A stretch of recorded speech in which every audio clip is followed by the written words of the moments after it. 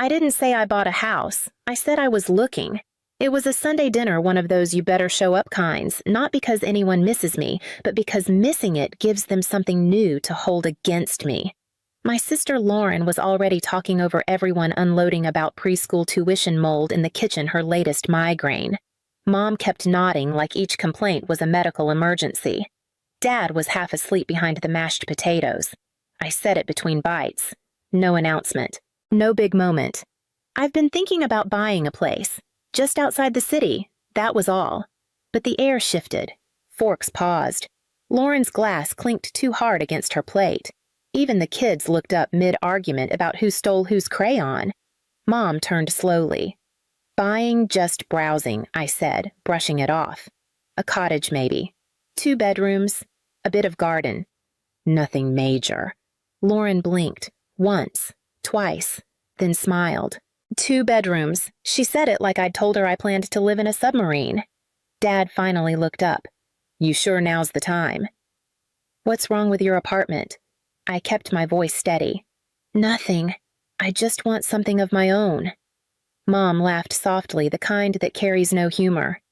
Well, if you're buying, we should talk. There's a house near Lauren's neighborhood. 5 bedrooms, big yard, great school district. I looked at her. Why would I need 5 bedrooms? The silence was fast and heavy. Lauren answered for her. We just figured, with the kids and everything, it'd make sense. You'd have the space. I didn't respond, because it wasn't new. The way they used my silence as permission, the way Lauren's problems always seemed to land at my doorstep, and how they all just assumed I would bend because I always had. Mom smiled. Martha from church says it'll go fast. We could tour it together next week. Lauren nodded. It even has a finished basement. We'd be out of your way. We, not you. I looked down at my plate. I'd lost my appetite. I wasn't mad. I wasn't shocked. But something cold and final settled in my chest. Not rage, not grief. Just something done. They didn't know it yet, but I did. This was the last Sunday I'd ever sit at that table and be spoken around like furniture. I didn't go home after dinner. I drove. I didn't have a destination, just roads I hadn't seen in a while. Past the city's edges where the houses turned into silos and fences gave way to empty fields. I turned the radio off somewhere around exit 12. Let the hum of the tires fill the car. I wasn't angry. That would have been clean. I was quiet. Not the peaceful kind. The kind you sit in when something's breaking under the surface. The last time I said no to my family, I was 15. Lauren had borrowed my dress torn the hem and handed it back like nothing happened. When I asked her to fix it, she told Mom I was being petty. Mom nodded. She has more on her plate than you do. I remember looking down at that dress, holding the uneven seam in my hands, and realizing I was outvoted in a room of 3. That never really changed. Lauren got things. Time, space, excuses. When she failed, it was someone else's fault. When I succeeded, it was silent, expected. At 22, I landed my first full-time job. I called home on my lunch break. Mom answered. She asked if I'd heard Lauren was expecting. We're all just so happy, she said.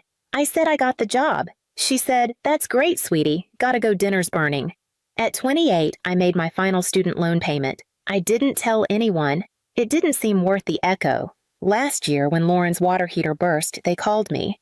Not because I lived nearby. I didn't. Not because I had a background in plumbing. I don't. But because you're the responsible one. I wired $100 that afternoon. Never got a thank you.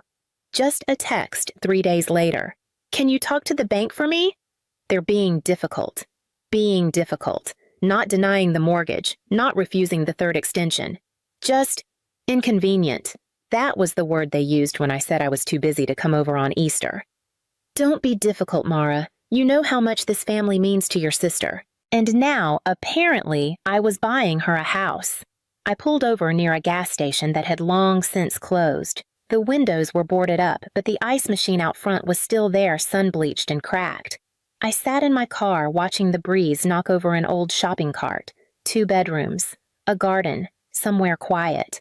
I wasn't joking when I said it. I wanted mornings that didn't start with a list of emergencies. I wanted coffee on a porch with no one else's shoes by the door. I wanted a life I didn't have to explain or defend. I opened my phone and created a folder. I didn't name it anything sentimental, just a blank space. Inside it, real estate listings, notes on interest rates, broker reviews, articles on septic systems and roof warranties. I wasn't planning an escape. I was building a door. The next day, Mom sent me a link. 5 bedrooms, finished basement, school zone. The subject line just said, "This is the one." I stared at the message. My chest didn't hurt. It didn't rise. It just sank. Lauren texted 10 minutes later. "Did Mom show you the listing? The twins are already fighting over which room they want." "Which room?" "In my house." I put the phone down, turned it face down on the counter, and went back to what I was doing quietly, calmly, like nothing had changed. But something had.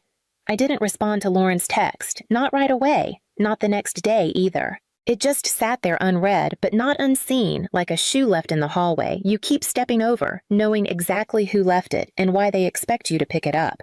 By Friday, I had 2 missed calls from Mom. 1 voicemail. "Hi, honey. Just wondering if you got the photos. Martha says that 5-bedroom we liked is having an open house. We could go together. Don't make this difficult." I deleted the voicemail without listening again. That word always sat wrong in my stomach. They'd called me difficult when I asked to stay home from church the week after Lauren's husband walked out. When I didn't want to loan money, when I didn't want to explain myself. It didn't mean I was unreasonable. It meant I wasn't cooperating. That Sunday, I showed up to dinner like I always had. On time. Holding a bottle of wine they wouldn't drink. Wearing a sweater Mom once said made me look less severe. Lauren was already settled in her kids throwing crayons under the table her husband passed out in front of the game. Mom moved through the kitchen like a conductor in chaos. The same noise, the same chairs, the same place they always expected me to fill. I waited until we'd passed the salad, until Dad had mumbled grace, until the room felt full enough to hold a silence. I bought a house. No one moved. The room didn't fall silent. It fell off. Like a stage light had suddenly gone out. Mom turned. "You already did?" I nodded. "Closed last week." Lauren blinked. "You didn't say anything." I didn't feel the need. Dad looked up from his plate, brow drawn. "You didn't run it by anyone." I didn't answer. Just folded my napkin slowly, then set it in my lap. Mom opened her mouth, then closed it again. She tried a smile. "We just wanted to make sure you had something suitable." Lauren leaned forward, voice soft. "It's just..." The girls were excited. I let that hang in the air. Then I said, "They have a home. This one isn't it." No one spoke after that. I didn't need them to. They heard me. No one followed me out that night. I left the dishes half cleared, took my coat from the hook by the door, drove in silence. It wasn't dramatic, just clean. The kind of exit that didn't need slamming because the door had already been closed, just not announced. The next morning, I woke to 3 texts from Mom, 2 from Lauren. All variations of the same thing: "You blindsided us. The kids are confused. You never used to be this cold." Cold. That was the word they always reached for when I stopped playing along. When I moved out at 21 instead of staying to help around the house, I was cold. When I asked to spend Christmas with friends 1 year, cold. When I didn't cry at Lauren's wedding. Never mind that I paid for her wedding photographer. I muted the group thread. Blocked Lauren for the day. It felt like setting down something heavy I'd carried long enough to forget how tired I was. That evening, Mom showed up at my apartment. She didn't call, just knocked. Knuckles sharp like punctuation. I stood behind the door, heart steady. I didn't open it. She knocked again. "Mara, I just want to talk." Then quieter. "You don't get to shut us out like this." I leaned my head against the wood, took a breath. "I'm not shutting you out," I said through the door. "I'm choosing not to let you in." There was a long pause, then footsteps retreating. 10 minutes later, a text arrived from Lauren's husband's number. A photo of the girls in their bunk beds side by side, holding up handmade signs. "We miss you, Aunt Mara. Come visit us soon." I stared at the screen for a long time. My thumb hovered, then dropped. No reply. Another photo came 2 hours later, the baby's crib now shoved into the corner of Lauren's bedroom. He wakes up every time we move. He needs sleep. Please. The guilt sat on my chest like a hand that wasn't mine. But I didn't answer. That night, I opened my laptop and emailed the real estate agent again. Confirmed closing date. Utility transfer. Key drop-off. I clicked the folder I'd started weeks ago, the one with the blank name. Inside blueprints, budget projections, gardening plans, a list of herbs I didn't yet know how to grow. I added a new file, titled it Life Unshared. Then I shut the screen and went to bed. I didn't invite anyone to see the house, not when I picked up the keys, not when I walked through the empty rooms with the echo of my own footsteps, not when I stood in the backyard and realized the silence out there wasn't heavy, just honest. There was no announcement, no social media post, no family text, but they found out anyway. Lauren texted first. Mom said you closed. Why didn't you tell us? I didn't answer. 2 hours later, you said 2 bedrooms. But there's a sunroom too, right? That could work for the baby's crib. Then a third. We've started packing. Just a few boxes. Mostly the kids' things. No question marks. Only expectations dressed up as facts. I stared at the messages. Set the phone down. Let it buzz on the counter until it died. That weekend, I came home from the grocery store to find Mom standing outside my building. Her arms were crossed, her mouth tight. She didn't wave. She didn't need to. You're being unreasonable, she said as I got out of the car. I didn't say anything. They're your family, she continued. You're not even using all that space. I unlocked the trunk, took out my groceries 1 bag at a time. Mara, don't ignore me. You're acting like a stranger. I turned to face her. I'm acting like someone who's finally been given a choice. She flinched. Just slightly. They have nowhere to go. They had months. We thought you understood. You never asked. She looked down. Her voice wavered a little too perfectly. Your sister's exhausted. The baby cries all night. The girls keep asking why you don't love them anymore. I stood still, the bag of oranges in my hands suddenly heavier than it should have been. You always said you'd be there for them, she whispered. You always said you were the steady one. I nodded. I was. So why are you doing this? I took a breath. Because for once, I'm building something that doesn't include a back door for everyone else. She didn't reply, just looked past me at the bags I was still holding. At the building I didn't invite her into. I waited, but she didn't ask to come up, and I didn't offer. When I closed the door behind me, it clicked softer than I expected. No slam, no drama, just a line, finally drawn. They didn't stop. When silence didn't work, they tried volume. Not the shouting kind, the spreadable kind. Aunt Cheryl called first. I hadn't spoken to her since 2019 when she forgot my birthday and sent Lauren a fruit basket for hers. Sweetie, your mom's been so worried. This whole house thing. Can't we all just talk it through like family? I didn't answer. Just listened. You've always been the level-headed one, she continued. And you know your sister's been struggling. She needs you. I thanked her for calling and hung up. An hour later, a Facebook tag. Lauren had posted a photo of the girls in front of stacked boxes smiling with chocolate on their faces. The caption read, "Some people say family is everything. Some people prove otherwise." Hundreds of likes. Comments filled with prayer emojis and thinly veiled attacks. Some people just lose their way. Kids shouldn't have to pay for adult decisions. We raised our children to care for each other, not close doors. I read them all. Once. Then I deleted the app. The next day, Mom emailed a letter. Not a message, a full-page letter. PDF attached, properly formatted, signed at the bottom. She wrote that she and Dad had hoped we would share this chapter of life together, that they'd dreamed of the whole family growing old nearby, helping each other the way families used to. She reminded me of the mortgage I'd co-signed for them years ago, the hospital bill I'd covered when Dad's insurance fell through, the years I'd stepped up without needing to be asked. Then she asked plainly, "Why now? Why are you suddenly choosing distance over duty?" I didn't reply. I printed the letter, folded it in half, filed it under legal correspondence. That night, I watered the lavender I'd planted in the window box, made tea, opened the book I'd been meaning to start for 2 years. It was quiet, not lonely, There were no footsteps overhead, no dishes clinking in the sink I didn't leave, no bedtime tantrums behind thin walls, only the steady tick of my own clock. A sound I hadn't heard clearly in years.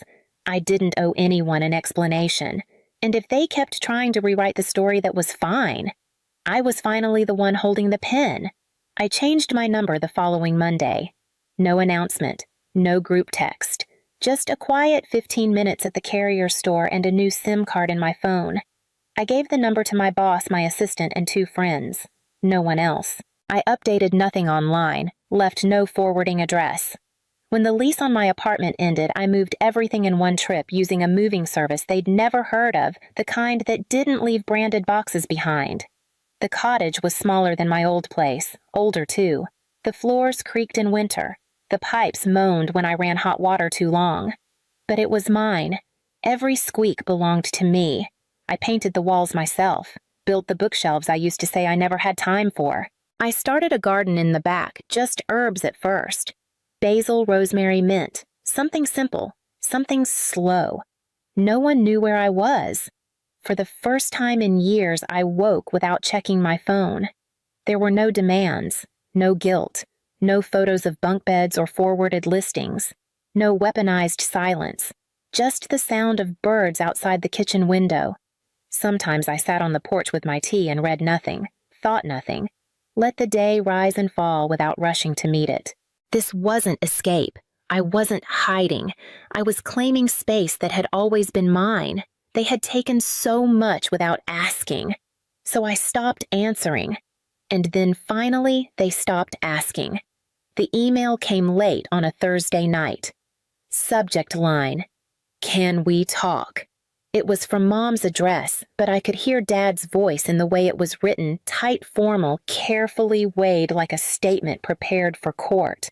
They'd decided it said to sell their house. Retirement wasn't what they hoped.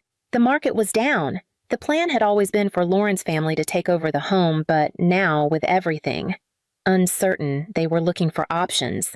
There was a pause in the middle of the message, a breath I could feel even in the text. "We know we've made mistakes, but family takes care of family. Your sister and the kids need stability. Your father and I aren't getting any younger." I read it twice. Not because I didn't understand, because I understood exactly. They weren't asking me to help. They were asking me to return to a role I had never agreed to. I didn't reply that night, or the next. On Sunday morning, I printed the email, folded it in thirds, and slid it into an envelope. Inside, I placed a single card. Not a note, just contact information, a financial advisor, specialist in senior housing transitions, someone who could explain things I no longer would. I mailed it without a return address, and when I dropped the envelope into the box, I didn't feel cruel. I felt done. I'm Sarah, a 34-year-old high school teacher with a knack for seeing the best in people, a trait that often defines my relationships, but sometimes complicates them too. It was a warm Saturday in June, perfect for a family BBQ in a spacious backyard of our suburban home. My husband, Mike, was focused on grilling, his usual ceremonial precision turning the process into an art form. The air was thick with the smell of barbecue and freshly cut grass, yet beneath the surface there was tension. "Sarah, you should really try talking to Laura more," Mike had suggested earlier while prepping the ribs. "She feels like you don't like her." I glanced over at Laura, animatedly chatting by the garden. "I'll make an effort," I agreed. "Sometimes I think she just misreads what I say." As the afternoon wore on, I found myself cautiously engaging Laura in conversation about work and hobbies. She had recently started a new job and was both eager to share and visibly stressed. "It's just so hard," she confessed, nursing her drink. "Everyone expects me to fail." I tried to offer comfort. Everyone feels out of place at first. I remember when I started teaching, it felt like I was on trial every day. But you grow into it. Not everyone's going to be your cheerleader, and that's okay. My words, meant to reassure, seemed to land wrong. Laura's face stiffened. "So you think I'm not capable?" "No, that's not what I meant." I rushed to clarify. "I'm just saying it's normal to feel." But she had already turned away, walking over to her husband Derek, who was flipping burgers nearby. His head snapped up, eyes narrowing as he caught the gist of her recounting. The rest of the afternoon passed with a strange silence between them. As dusk settled and the guests trickled away, I decided to clear the air. I approached Derek, who now stood alone by the porch. Derek, I think there's been a misunderstanding with Laura. I didn't mean. Save it, Sarah, he interrupted, his tone sharp. You always act so superior, so judgmental. Laura doesn't need your kind of support. His words stung because they couldn't have been further from the truth. Derek, You genuinely what? Look down on us. His voice was rising and he stepped closer, his presence suddenly intimidating. You disrespected my wife at my brother's house. Before I could respond, he shoved me hard. The world tilted as I stumbled backward, the wooden steps jarring against my spine as I hit the ground, pain shooting through me as I landed on the cold concrete. The murmur of concerned voices blurred around me as Mike rushed over, his face a mix of disbelief and worry. After the incident, an uncomfortable silence hung over our home. Mike helped me inside, gently applying an ice pack to my bruised elbow. His expression was clouded with concern, and something else I couldn't quite place. Sarah, he didn't mean it, Mike started, his voice low. It just got out of hand. Derek's under a lot of stress. I pulled away slightly, the ice cold against my skin. Mike, he pushed me down the stairs. That's not just getting out of hand. What if I had broken something? I know it's bad, but he's my brother. He's apologized, hasn't he? Can't we just consider that maybe he didn't mean for it to go that far? His words hung between us, the weight of unspoken truths pressing down. An apology doesn't change what happened, I said firmly, and it doesn't make it okay. Over the next few days, as my bruises turned from deep purple to a sickly yellow, I began documenting everything. Not just my injuries, but every strained interaction with Derek and Laura that I had brushed aside. I revisited old conversations, texts, and emails, piecing together a pattern of behavior I had long excused. One afternoon, over coffee, I cautiously brought up the topic with Jenna, my cousin who had always been more like a sister. Jenna, have you ever felt uncomfortable around Derek? She paused, her cup halfway to her lips. I thought it was just me, she admitted. Last Christmas, he made a comment about my job search, like I wasn't cut out for real work. He laughed it off, but it stung. Encouraged by Jenna's honesty, I reached out to others. Mike's aunt and uncle, who had distanced themselves from family gatherings, old family friends. The stories poured in, some hesitant, others angry, but all relieved to be heard. Piece by piece, I wove together a tapestry of intimidation and casual cruelty, hidden behind Derek's charm and easy apologies. Armed with these testimonies, I began a discreet file, documenting everything, not just for my peace of mind, but more than a defense, it was a record of truth. Each conversation, each shared experience from others strengthened my resolve. This wasn't just about a fall down the steps. It was about standing up to a bully who had hidden in plain sight, shielded by the family's reluctance to acknowledge who he really was. One late night, as I organized the evidence, papers, digital recordings, and screenshots, Mike found me at the dining table. His eyes were clouded with concern. "What are you doing, Sarah?" he asked, the worry lines around his eyes deepening. "Building my case," I replied, my voice steady. "Because next time, and with Derek, there's always a next time, I'll be ready to show everyone exactly who he is." The plan was simple in concept, but complex in execution. Organize a family gathering under the pretense of reconciliation, but with the real goal of exposing Derek for the aggressor he was. I needed this not just for my own vindication, but for everyone who had silently suffered. The date was carefully chosen, a weekend when everyone was available, no excuses for missing. Invitations went out, and I made sure to speak to each person personally, ensuring their attendance. It's time to clear the air, I'd say, a half-truth that weighed heavily on my conscience. As the gathering approached, I reviewed my collection of evidence, texts, emails, recorded testimonies, a litany of aggression hidden behind closed doors. Mike watched with furrowed brows, but he said little. His silence felt like a storm brewing just over the horizon. The day arrived, deceptively calm. The house buzzed with guests, their greetings and small talk layered over the tension simmering underneath. Derek and Laura were the last to arrive, Derek's smile strained, unaware of what was about to unfold. Once everyone was settled with refreshments in hand, I stood up, tapping my glass lightly. The room hushed, all eyes on me.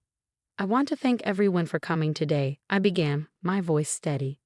"I know things have been difficult lately, and it's important we address the elephant in the room." Derek's eyes narrowed, sensing the shift in the atmosphere. Laura's hand tightened around his, her knuckles white. "I've always believed in transparency and honesty within a family," I continued. "Recently, I was hurt, not just physically, but emotionally, by someone I trusted." My gaze locked with Derek's, challenging him to look away. He didn't. "What happened to Sarah was unfortunate," Derek interjected, standing to take control. "But it was an accident, and I've apologized. We're family. We should be moving past this." There were murmurs in the room, a mix of agreement and uncertainty. This was the moment of truth. "It was no accident, Derek," I countered, pulling out a folder. "And it wasn't the first time."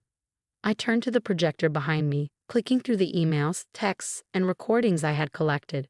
Aggressive messages, dismissive apologies, voices from those he had bullied or hurt over the years.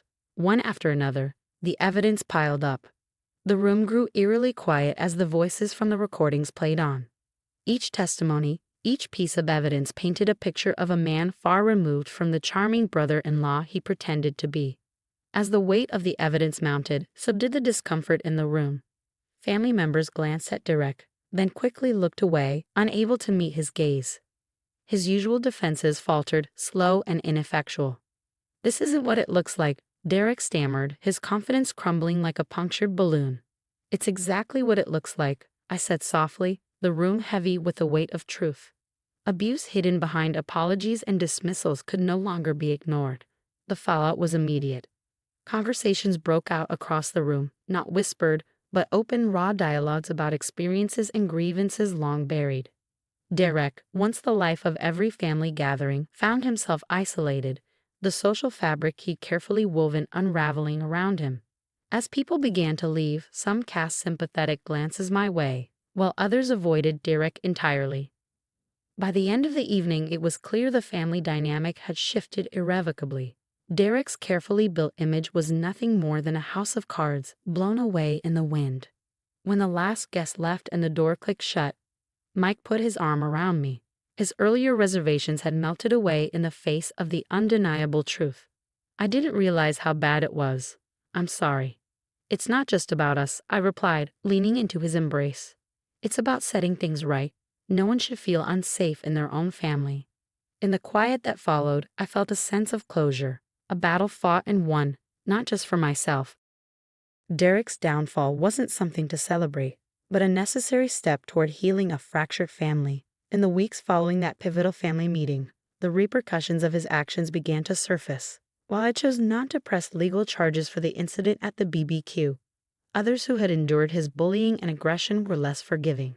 Complaints were filed, and several family members and former colleagues who had shared their stories with me took their grievances to formal platforms. The collective weight of their actions began to tip the scales toward accountability. Derek's career, once buoyed by his charismatic, if sometimes overbearing, personality, started to suffer.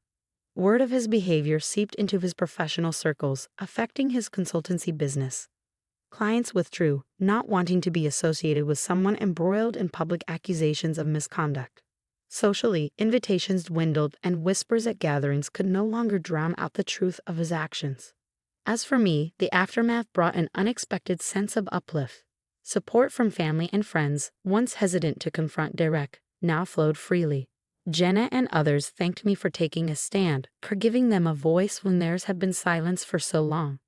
Mike, too, stood by my side, his earlier conflicted loyalties now resolved by the undeniable evidence.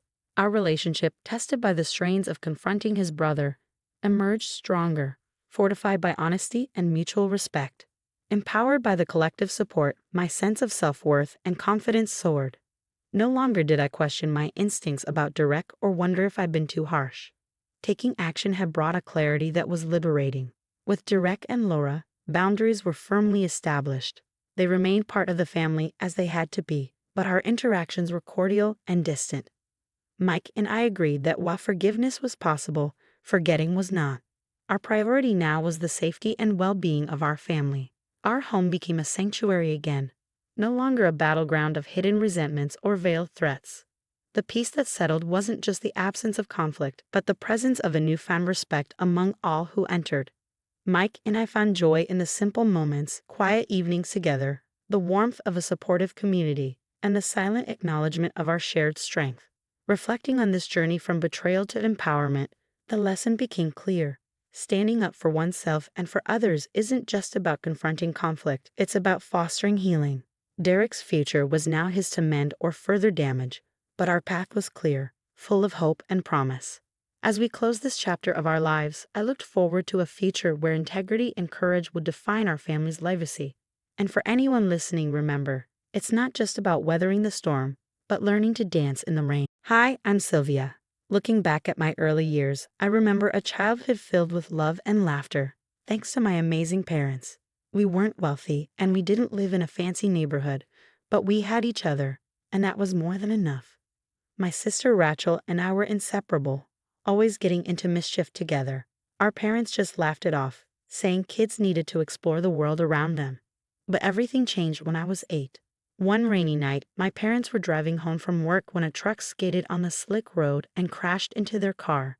They died instantly. At first, Rachel and I didn't understand why they never came home that night.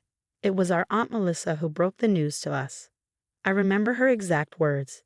"Your parents had a terrible accident, Burles. They're gone." In the days that followed, Melissa made a decision that would change everything. She took in Rachel, saying she could only handle one child. Rachel was quiet, the kind of kid who could sit in a corner and read for hours. Me, I was too much like my parents, vibrant and always on the go. Melissa said I was too much for her to handle. "I'm sorry, Sylvia, but you'll have to go somewhere else, somewhere more suited to energetic kids," she told me, barely hiding her disapproval. I couldn't understand. Weren't we both her nieces? Why was I the one left out? I was sent to an orphanage, a place that still haunts me with its antiseptic smell and cold, unfeeling walls. I felt abandoned, like a throwaway child, unwanted even by my own family. But fate had other plans. The Smiths, friends of my parents, heard about what had happened and came for me like angels in disguise.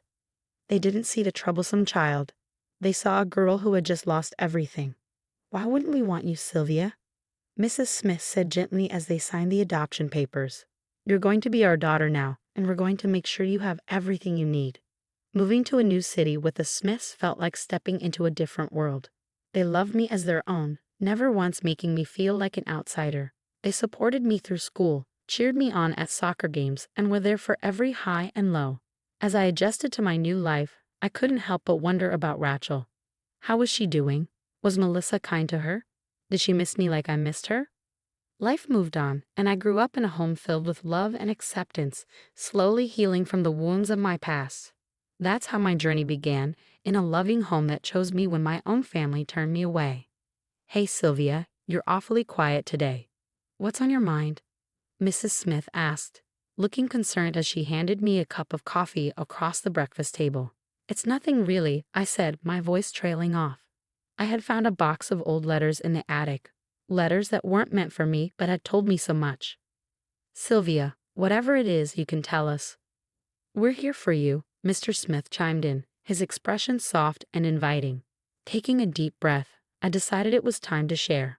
I found letters from Aunt Melissa to my parents. I began, my voice trembling. She talked about taking in Rachel but not me. She said I was too much like my parents, too wild to fit into her perfect family. The room went silent. Mrs. Smith reached over, squeezing my hand. "Oh, Sylvia, that must have been so hard to read," she said softly. "It was," I admitted, "but it explains a lot. Why she never came to see me, not even once. I guess I just wasn't the right fit." "Sylvia, remember, we chose you because you fit perfectly with us, not because you needed to fit into some mold," Mr. Smith said firmly. I nodded, feeling the weight of years of confusion starting to lift.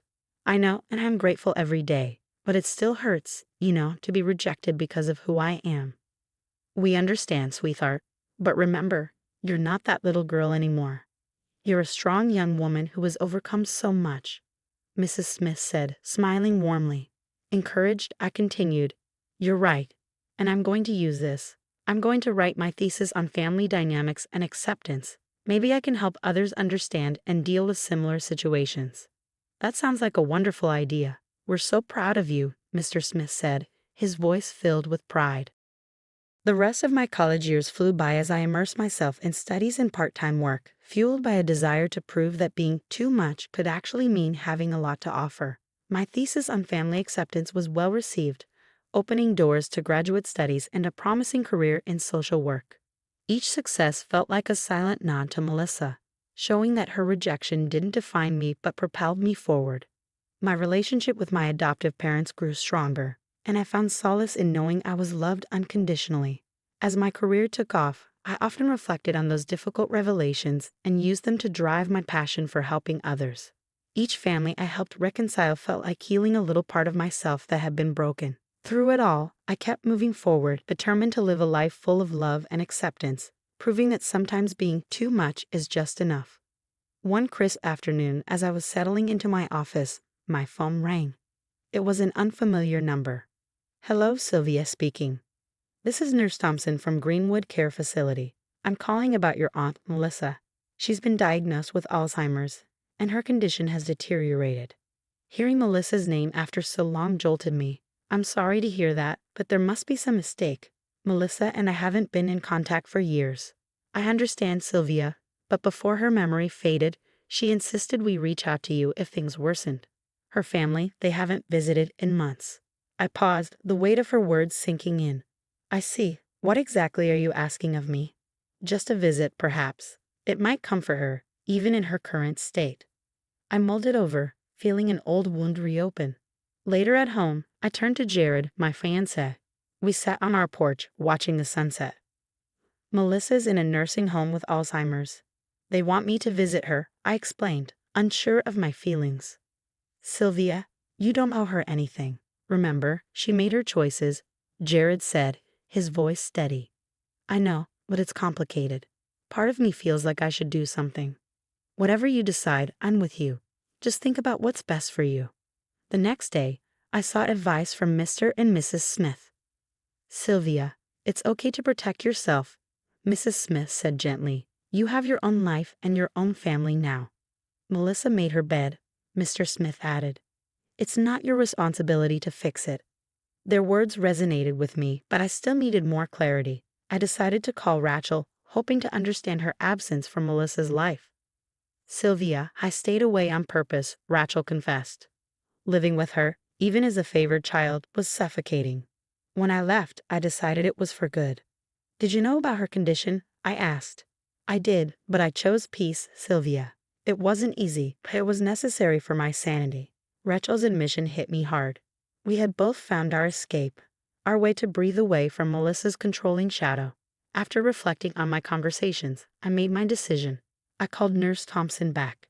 "I've given it a lot of thought, Nurse Thompson," I said, my voice steady. "I'm sorry, but I can't visit Melissa. It's a part of my past that I can't revisit. Please understand." "I do, Sylvia. Thank you for considering it. We'll respect your decision." Hanging up, a mix of relief and sadness washed over me. Jared wrapped me in his arms, his support unwavering. "You made the right choice for you, Sylvia," he assured me. Leaning into his embrace, I felt the strength of his support. Choosing to move forward on my own terms was perhaps the hardest, yet most freeing, decision I had made. Sitting across from Rachel at the cozy little cafe we'd chosen for our meeting, I felt a swirl of emotions: nerves, anticipation, hope. It had been years since we'd sat down together, just the two of us. Sisters trying to bridge the gap that time and circumstances had stretched wide. As we sipped our coffee, Rachel was the first to break the silence. "I've missed this, Sylvia. I've missed you." "I've missed you too," I replied, the familiar pain of our separation easing a bit with her words. "I'm sorry we let so much time pass. We were both dealing with a lot, but I'm glad we're here now," she said, her smile tentative but genuine. The conversation shifted toward our aunt, and I hesitated before speaking. "I heard about Melissa's condition. It must have been tough to hear after all these years." Rachel's expression clouded. "Yeah, it brought up a lot of old feelings. But I realized that staying away was necessary for my own healing. She wanted to shape me into something I wasn't, and when I couldn't fit into that mold, it hurt a lot." I nodded, understanding her more than ever. She did the same to me in a different way. Rejected me because I was too much like mom and dad, too energetic, too lively. It's ironic, Rachel mused. She pushed us away trying to mold us, and now she's the one left alone. Yeah, and I've decided not to visit her, I said softly. It's hard, but it's what I need to do to protect my peace. I hope that's okay. Rachel reached across the table, squeezing my hand. It's more than okay, Sylvia. I support your decision. We both need to do what's best for us, not just what's expected. Our conversation drifted through memories of our childhood, the good and the bad, as we pieced together a clearer picture of our shared past. It was therapeutic, talking openly about the hurt and healing, about the life Melissa tried to dictate and the lives we reclaimed for ourselves. We have each other, Sylvia, Rachel said as we prepared to leave. That's what matters. Let's not let anyone come between us again. I smiled, feeling a profound sense of relief and reconnection. Agreed. It's us against the world, right? Right, Rachel echoed with a laugh. As we hugged goodbye, I felt lighter than I had in years, fortified by the renewed bond with my sister. Driving home, I reflected on our journey, the pain inflicted by Melissa, our paths of personal growth, and our decision to maintain our distance from her. It wasn't about holding grudges. It was about choosing our well-being and focusing on a future that belonged to us, not dictated by the shadows of the past. That night, as I shared everything with Jared, his steadfast support and understanding underscored the incredible strength I'd gained, not just from my chosen family, but also from reconnecting with Rachel. Together, we were moving forward, healing from our scars, and building lives filled with love and purpose. The morning Melissa passed away, there was a chill in the air, not from the weather, but from the finality of the news. Rachel called me early, her voice steady yet tinged with a whisper of old grief. It's over, Sylvia. Melissa is gone. As I processed her words, a tangle of relief and sorrow twisted inside me. Are you okay? I asked, knowing the complexity of her emotions. I think so. It's strange, isn't it? To feel relief that it's finally over, Rachel replied. It is, but it's also okay. We've been carrying this burden for too long, I said, feeling the truth of my words deeply. We decided to attend the funeral together, not for Melissa, but for ourselves, to put to rest the last remnants of our painful past. Standing by her grave, the small gathering was stark, a testament to the solitary life she had led in her final years. There were no eulogies filled with warmth, only the cold recitation of her life and passing. As the pastor concluded his prayers, Rachel squeezed my hand, a silent pact between us. We were there to say goodbye, not just to Melissa, but to the shadow she had cast over our lives. Walking away from the cemetery, I felt a chapter closing, one that had lingered open far too long. In the weeks that followed, life moved swiftly toward a much happier occasion, my wedding. As I stood in the bridal suite preparing to walk down the aisle, I was surrounded by laughter and the bustling energy of my bridesmaids. Rachel was there, radiant and supportive, no longer just my sister but my best friend. You look beautiful, Sylvia, she whispered, adjusting the veil on my hair.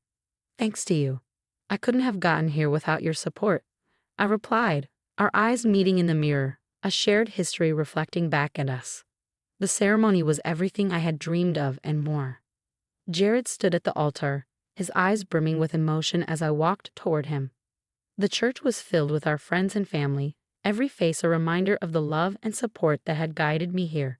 As Jared and I exchanged our vows, promising to build a future together based on love and mutual respect, I felt the weight of the past truly lift. We were moving forward, but we were doing so on our terms, our lives defined not by the shadows of what had been but by the light of what could be. The reception was a blur of music, dancing, and laughter. Mr. and Mrs. Smith danced every dance, their faces alight with joy. Rachel gave a toast that brought everyone to tears, not just for its words of love but for the journey it recounted, one of healing and rediscovery. As the night drew to a close, Jared and I stepped outside for a moment of quiet. The stars were out, a tapestry of light against the dark sky. We did it, I said, my head resting against his shoulder. We did, he agreed, kissing the top of my head. Here's to new beginnings, to love, and to a future we create together. As we stood there, the night whispered around us, promising years of happiness to come, built on the foundation of choices made with courage and the strength to let go of the past. The air was no longer heavy with loss but light with the promise of the life we were ready to live. Now that our story has reached its conclusion, I have a question for you all. Sylvia and Rachel made the choice to attend Melissa's funeral not out of obligation but to seek closure on their own terms. Do you think attending the funeral of someone who hurt you was necessary for healing, or is it better to find peace from a distance? Share your thoughts and experiences in the comments below. Hi everyone, I'm Anna, a 28-year-old marketing executive, and I'm on cloud 9 planning my dream wedding with my little sister, Sophia, by my side. We've always been as close as can be, sharing everything from our favorite lipsticks to our deepest secrets. So when I got engaged, there was no question that Sophia would be my maid of honor. Sis, we're going to make this the wedding of the century, Sophia squealed when I asked her. For months, we were inseparable, poring over every detail. From the venue, a stunning vineyard I'd been dreaming of since I was little, to the decor and the perfect playlist. Anna, this place is perfect, my mom Lisa gushed during our first visit. My dad nodded in agreement, adding your mother and I couldn't be prouder of you girls. Everything seemed to be falling into place. We picked out stunning bridesmaids' dresses, finalized an incredible menu, and even managed to create a seating chart that would make a professional planner weep with joy. Sophia was right there with me, offering support and ideas every step of the way. But then things started to change. It began with small comments here and there. During my final dress fitting, Sophia wrinkled her nose and said, "Are you sure about this style? It seems a bit dated." I laughed it off, blaming it on pre-wedding jitters. But the remarks kept coming. At our menu tasting, she pushed her plate away with a grimace. Who picks chicken for a wedding these days? So basic. I tried to brush it off with a joke. Good thing it's my wedding, right? The real blow came during a quiet coffee break. Just the two of us, after a long day of planning. Anna, she began, her voice dripping with concern that felt anything but genuine. Are you really sure about David? I mean, you could do so much better. That stung. David was my rock, my soulmate, and hearing my own sister question our relationship felt like a punch to the gut. Sophia, what's going on with you lately?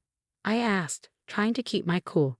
She shrugged, suddenly very interested in her latte. Just looking out for you, sis. I wanted to believe her, to think that this was all coming from a place of love. But deep down, I knew something was off. As the big day got closer, her behavior became even more erratic. She canceled dress fittings at the last minute, forgot to send out invitations, and even started picking fights with our parents over the smallest things. One day, I overheard her yelling, "Mom, you can't wear that to the rehearsal dinner. You'll embarrass us all." I tried to talk to her about it, but she always deflected. "Oh, Anna, you're just stressed about the wedding. Everything's fine." But it wasn't fine, not by a long shot.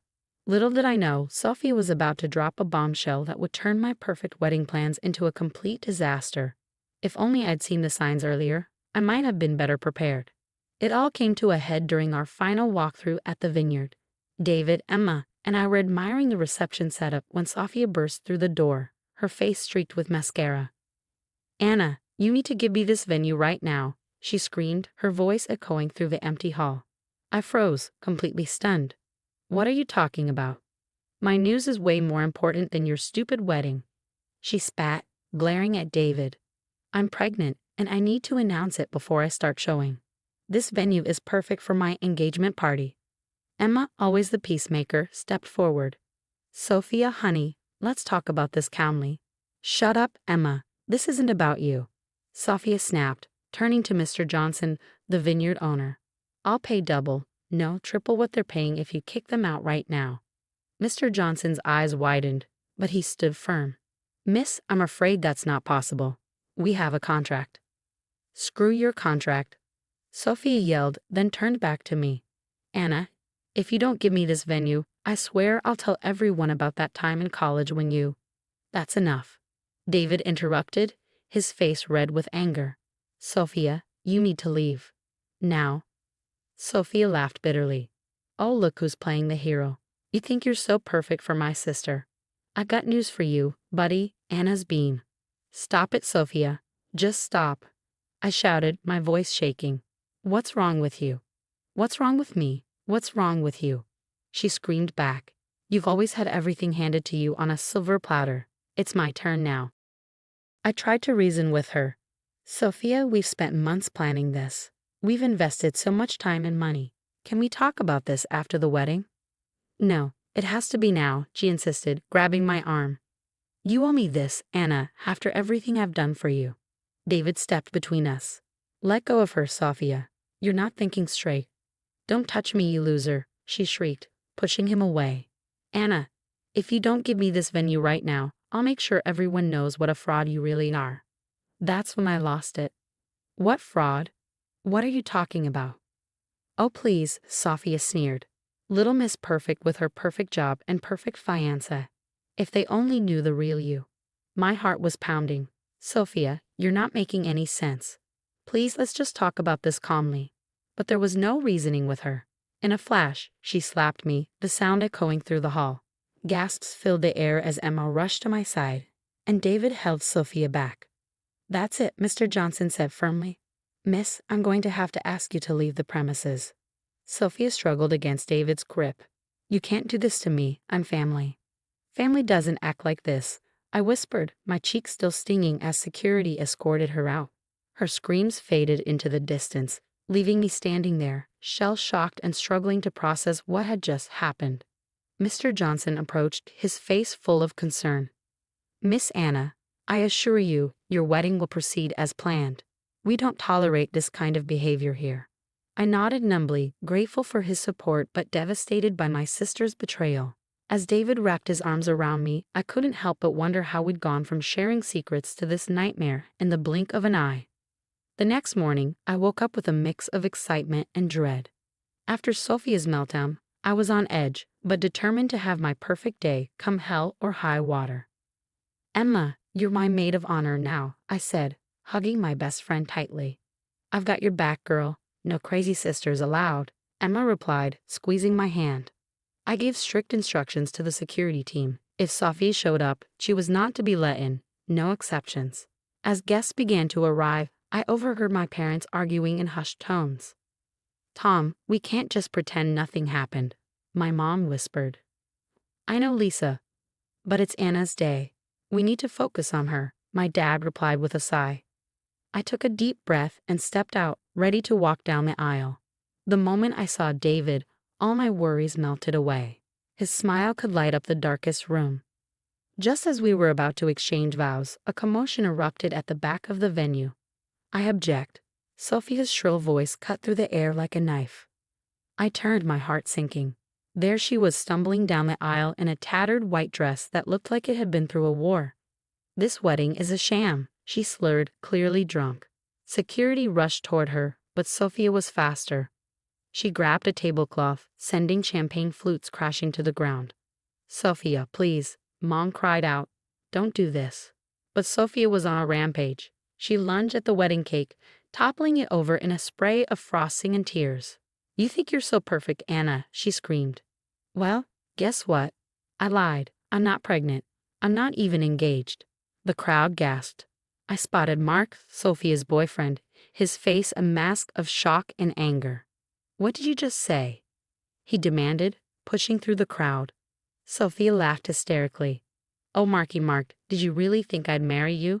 You're just a stepping stone, baby. Mark's face turned crimson. We're done, Sophia. For good this time. As security finally got a hold of her, Sophia started hurling insults at everyone in sight. Mom, Dad, you always loved Anna more.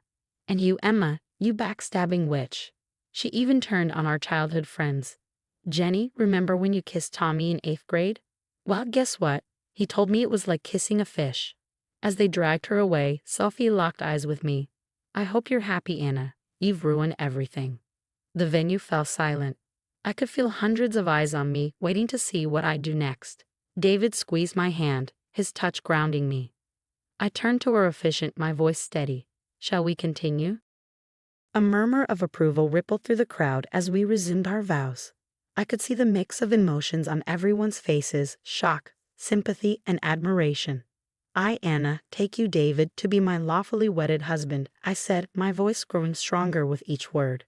Through crazy sisters and toppled cakes, through laughter and tears, I promise to stand by you always. David's eyes sparkled as he repeated his vows. When we sealed our marriage with a kiss, The venue erupted in cheers and applause. Emma approached us, cake frosting smeared on her dress. Now that's what I call a wedding to remember. We all burst out laughing, the tension finally breaking. As I looked around at our friends and family, I realized that this disaster had only made our bond stronger. Sophia's antics couldn't overshadow the love that filled the room. In that moment, I knew David and I could handle anything life threw our way. Coming back from our honeymoon, I didn't expect the whirlwind waiting for us. Our phones were blowing up with messages and calls. "David, look at this," I said, showing him a viral video of Sophia's meltdown at our wedding. He whistled low. "That's something," my parents said when they called, their voices exhausted. "Anna, we've made a decision," Mom said. "We're cutting Sophia off until she gets help. We can't enable this behavior anymore." I felt a mix of relief and sadness. "I think that's for the best, Mom." The support pouring in from friends, family, and even strangers was overwhelming. People praised my composure, and friends rallied around us. Even my boss called. "Anna, the way you handled that situation was impressive. How would you feel about heading up our new crisis management division?" Life was looking up. David and I found our dream home, a cozy bungalow with a white picket fence. As we moved in, I couldn't help but feel grateful for how things had turned out. Months passed, and Sophia's life took a nosedive. She lost her job, her friends abandoned her, and she ended up living in a dingy studio apartment. Then came the attempts to apologize. "Anna, please," she begged over the phone. "I'm so sorry. Can we talk?" But I stood firm. "Sophia, I can't do this anymore. You need help, but I can't be the one to give it to you." It wasn't easy, but I knew it was necessary. The old pattern of manipulation was clear as day now. Then came the night that changed everything. David and I were watching the local news when a familiar face flashed on the screen. In a bizarre turn of events, a woman was arrested for attempting to crash a wedding at the Sunnybrook Vineyard, the anchor reported. The woman, identified as Sophia Johnson, claimed the venue was rightfully hers and became violent when asked to leave. I sat there stunned. David squeezed my hand. "You okay?" I nodded slowly. "Yeah, I think I am." As I watched Sophia being led away in handcuffs, screaming about injustice, I felt a strange mix of emotions. Sadness for the sister I once knew, relief that she was finally facing consequences, and a sense of closure. "You know," I said to David, "I think this is the end of a chapter." He pulled me close, and the beginning of a new one. Looking around our home at the life we were building together, I realized how far I'd come. The betrayal had hurt, but it hadn't broken me. Instead, it had made me stronger, more resilient. As I turned off the TV, I silently thanked Sophia. Her actions, as hurtful as they were, have led me here, to a life full of genuine love, support, and success. And that, I realized, was the sweetest revenge of all. The story has come to an end, and now I have a question for you. If you were in my shoes, would you ever forgive Sophia? Is there a line that, once crossed, makes reconciliation impossible, even with family? Share your thoughts and experiences in the comments.